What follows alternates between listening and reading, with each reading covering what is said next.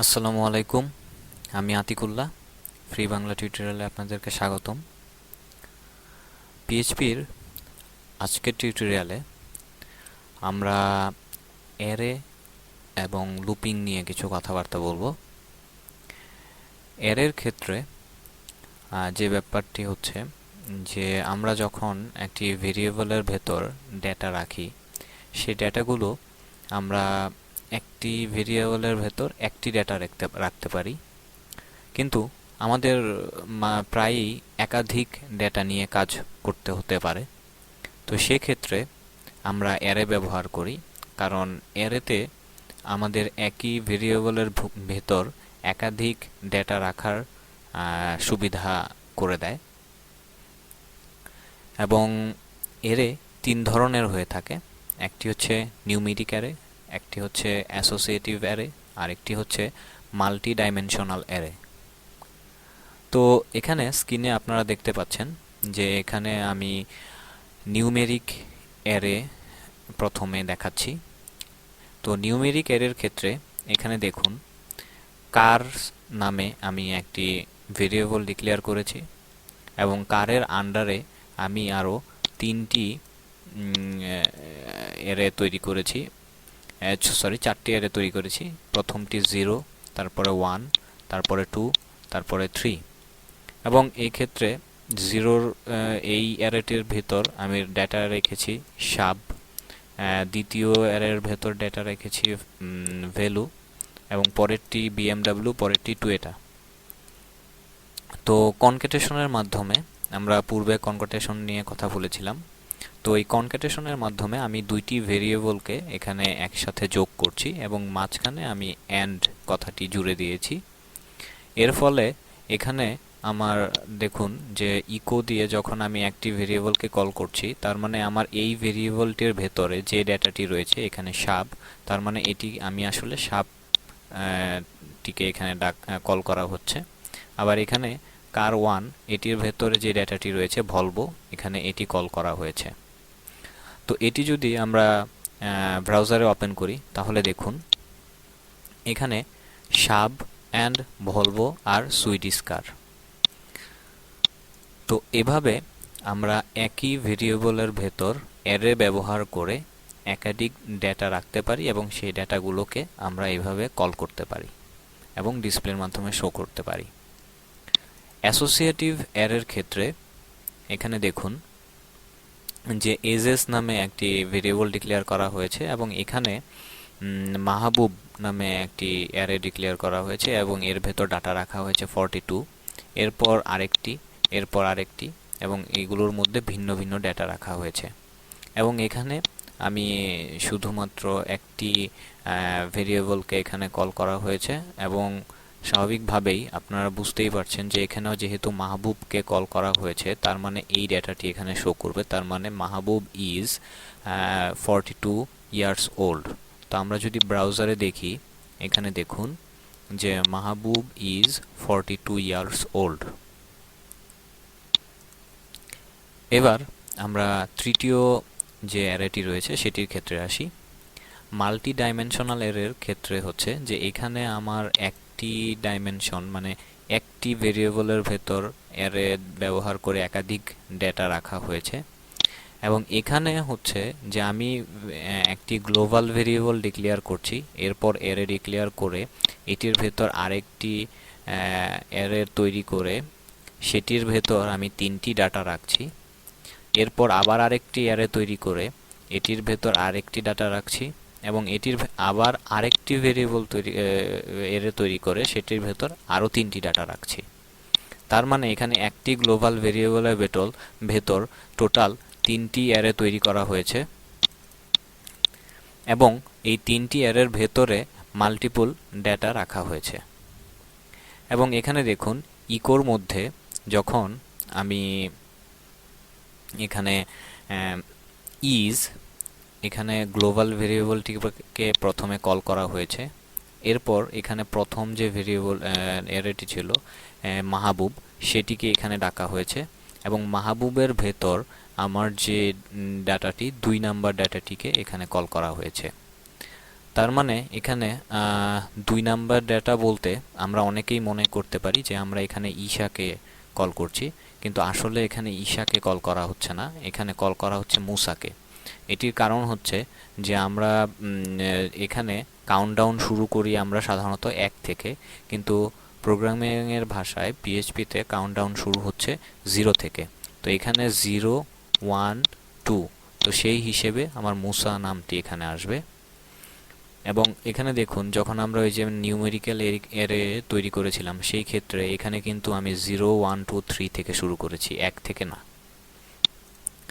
তো এখানে দেখুন, আমি যখন এই ডেটাটিকে কল করছি, তো সেই হিসেবে আমার যদি ব্রাউজারে আমরা দেখি, তাহলে এখানে দেখুন যে ইজ, এখানে মুসা চলে এসছে। মুসা এ পার্ট অফ মাহবুব ফ্যামিলি। তো এটি হচ্ছে, এইভাবে আমরা মাল্টিপল অ্যারে তৈরি করতে পারি, মানে একটি অ্যারের ভেতর আরও একটি অ্যারে, এর ভেতর ডাটা রেখে রেখে সেখান থেকে আমরা এইগুলো কল করতে পারি। এইভাবে কাজ করার জন্য মাল্টিপল অ্যারে ইউজ করা হয়। এবং আমরা আরও মাল্টিপল অ্যারেগুলো সাধারণত একটু জটিল টাইপের হয়ে থাকে, এবং এইগুলো দিয়েই সাধারণত আমরা বড় বড় ডাইনামিক কাজগুলো করে থাকি। এবার আমরা চলে আসছি লুপিংয়ের ক্ষেত্রে। লুপিংয়ের কাজটি হচ্ছে যে আমরা যখন একটি ডেটা রাখি এবং সেই কোডটিকে আমরা বারবার না লিখে একবার কোড লিখেই একই ডাটাকে বিভিন্নভাবে বারবার প্রতিস্থাপন করার জন্যে আমরা সাধারণত লুপিং ব্যবহার করে থাকি। তো এখানে দেখুন, লুপিংয়ের ক্ষেত্রে আমি এখানে একটি ভেরিয়েবল নিয়েছি আই, এবং এখানে রয়েছে আমার আয়ের মান দেওয়া হয়েছে 2, এবং এখানে বলা হচ্ছে যে হোয়াইল, একটি কথা আমি বলতে ভুলে গেছি, যে লুপ সাধারণত 4 ধরনের হয়ে থাকে।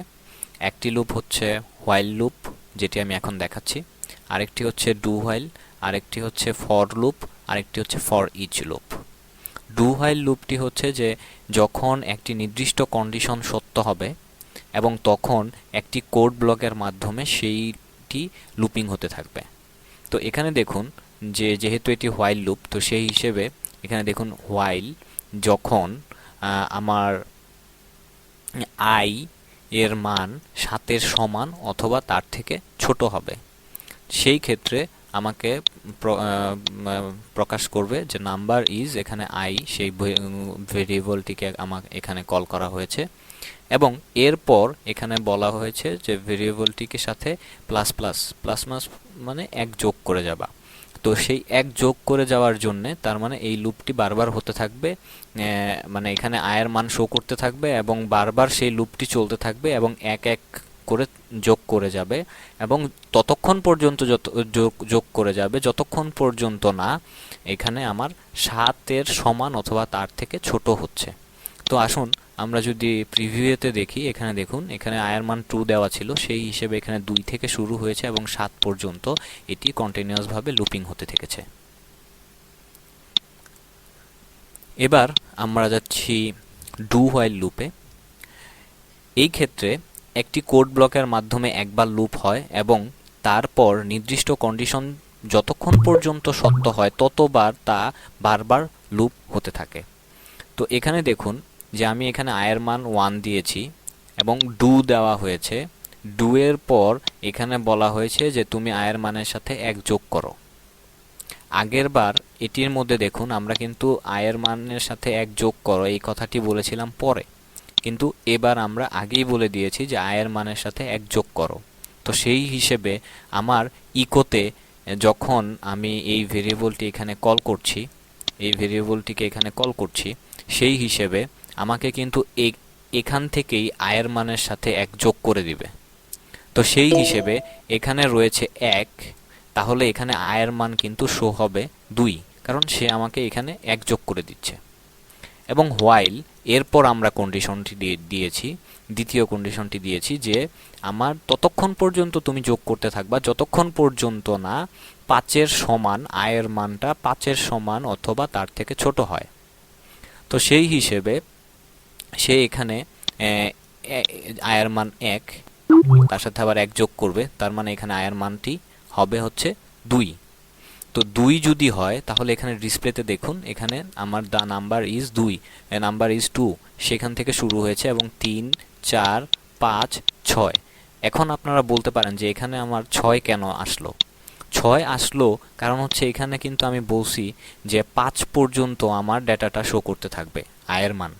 তো আমরা যেহেতু পূর্বে বলে দিয়েছিলাম যে তুমি 1-এ 5-এ আমার আয়ের মানের সাথে 1 যোগ করবা, তো আয়ের মানের সাথে যদি আমার আয়ের ভ্যালুকে যদি 5 পর্যন্ত রাখতে চাই, লুপিং করতে চাই, তাহলে স্বভাবতই এখানে আগেই যেহেতু বলে দিয়েছি যে 1 যোগ করবা, সেই হিসেবে এইখানে কিন্তু আমার আয়ের মানটা 5ই আছে, কিন্তু 1 যোগ করার ফলে এখানে রেজাল্ট হচ্ছে 6। এখানে আয়ের মানটা হচ্ছে 4, 1 যোগ করার ফলে এখানে মানটা হয়েছে 5। ঠিক এরকমভাবে বাকিগুলো। এবার আসি আমরা ফর লুপ। এটি একটি কোড ব্লকের মাধ্যমে নির্দিষ্ট সংখ্যকবার লুপ হতে থাকে এবং এটির অন্যান্য ফর হোয়াইল লুপ এবং ডু হোয়াইল লুপের মতোই, কিন্তু এটির মধ্যে আমি প্রথমেই ফর দিয়ে 1 লাইনে সব কন্ডিশন আমি এখানে দিয়ে দিয়েছি যে আয়ের মান 1 হবে, আয়ের মান 5 অথবা তার থেকে ছোট হবে এবং আয়ের মানের সাথে 1 যোগ করে যাবা। তো সেই হিসেবে এখানে দেখুন আয়ের মানটি এখানে ভেরিয়েবল কল করে আমি কল করেছি। তো এর ফলে এখানে সিম্পলি যে আমার 1 2 3 4 5 পর্যন্ত আয়ের মানটি শো করছে। এবার আসি পরেরটিতে, সেটি হচ্ছে ফর লুপ। ব্লককৃত কোডের মাধ্যমে এর মধ্যে প্রতিটি এলিমেন্টের জন্য লুপ হয়ে থাকে। এখানে দেখুন যে আমি x এর মান এখানে ডিক্লেয়ার করেছি এবং একটি এর ভেতর 3টি ডেটা আমি এখানে রেখেছি। একটি ডেটা হচ্ছে 1, তারপরটি 2, তারপরেরটি হচ্ছে 3। তারপর ফর ইচ লুপটি আমি এখানে কল করেছি এবং এখানে x এজ ভ্যালু, মানে এখানে ভ্যালু নামে আরেকটি ভেরিয়েবল আমি ডিক্লেয়ার করেছি এবং বলে দিয়েছি যে x ইকুয়াল টু ভ্যালু, মানে ভ্যালুর ভেরিয়েবলের মান যা x এর মান তা। তো সেই হিসেবে আমাকে এখানে ইকো, এবং এখানে আমি যখন ভ্যালুটিকে কল করেছি, তো স্বভাবতই এখানে আমি যেহেতু বলেই দিয়েছি যে x ভ্যালু এখানে গিয়েছে, এখানে গিয়ে দেখছে যে x এর মানের সমান, তো এখানে x এর মধ্যে গেছে এবং x এর মধ্যে দেখছে যে এখানে 3টি ভ্যালু রয়েছে। এখানে যেহেতু আমি একটি ব্রেক দিয়ে দিয়েছি, সেই হিসেবে আমার একটি ভ্যালু মানে 1, তারপর একটা ব্রেক, তারপরে দ্বিতীয় ভ্যালু, তারপরে তৃতীয় ভ্যালু। তো সেই হিসেবে আমার ডিসপ্লেতে দেখুন এখানে 1 2 এবং 3। এই হচ্ছে আমার লুপিং এর কাজ। এবং আপনারা যারা আমার জাভাস্ক্রিপ্ট টিউটোরিয়ালটি অলরেডি দেখেছেন, হ্যাঁ, তারা বুঝতেই পারছেন যে এই আমাদের পিএইচপির কোডিং এবং জাভাস্ক্রিপ্টের কোডিং বা এর ফাংশনগুলো অনেকটাই দুটির সাথে মিল রয়েছে।